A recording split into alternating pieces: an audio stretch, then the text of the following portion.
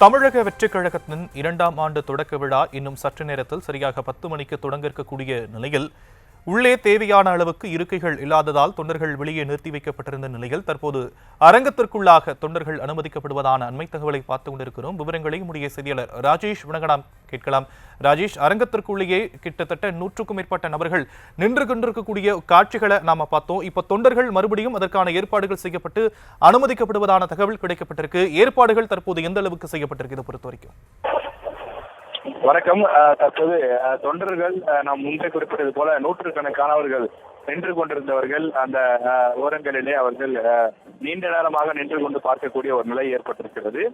தற்போது அவர்கள் அமர வைப்பதற்காக அங்கங்கே இருந்து சேர்கள் எல்லாம் கொண்டு வரப்பட்டு அந்த ரெசார்ட் முழுவதும் எந்தெந்த அரங்கிலெல்லாம் சேர்கள் இருக்கிறதோ அங்கிருந்தெல்லாம் கொண்டு வரப்பட்டு இந்த அரங்கினுள் அந்த சேர்கள் அனைத்தும் போடப்பட்டு நின்று கொண்டிருக்கக்கூடிய நிர்வாகிகள் முடிந்த வரையில அமர வைப்பதற்கான ஏற்பாடு நடைபெறுகிறது. சில பேர் அமர வைக்கப்பட்டாலும் கூட பலரும் தொடர்ந்து நின்று கொண்டுதான் பார்க்கக்கூடிய நிலை இருக்கின்றது. இந்த அரங்கில் எவ்வளவு பேர் அமர முடியும் என்று சரியாக திட்டமிடாமல் விட்டுவிட்டார்களோ என்ற ஒரு சந்தேகம் தான் தற்போது எழுகின்றது.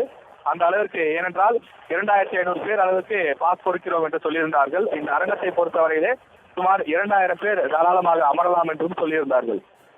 ஆனால் கிட்டத்தட்ட 3000 பேர் அளவுக்கு அரங்கத்தினுள் வந்திருக்கக்கூடிய நிலையிலே இதனால் மற்றவர்களுக்கும் சிரமம் ஏற்பட்டிருக்கிறது. அதாவது கூடுதலாக வந்த நபர்களால் உட்கார முடியவில்லை, அவர்கள் நின்று கொண்டுதான் இருக்கிறார்கள்.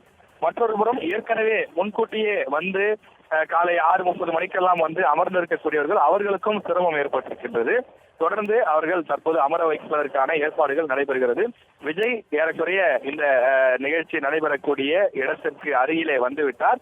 இன்னொரு 10 நிமிடத்திற்குள்ளாக அவர் நிகழ்ச்சி நடைபெறக்கூடிய அந்த விழா மேடைக்கு அருகே வந்து விடுவார்.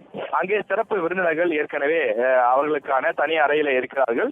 அவர்களிடம் ஒரு 10 நிமிடம் கலந்து பேசிவிட்டு அதன் பிறகு அவர்கள் மொத்தமாக மேடை ஏறுவார்கள் என தெரிவிக்கப்பட்டிருக்கின்றது.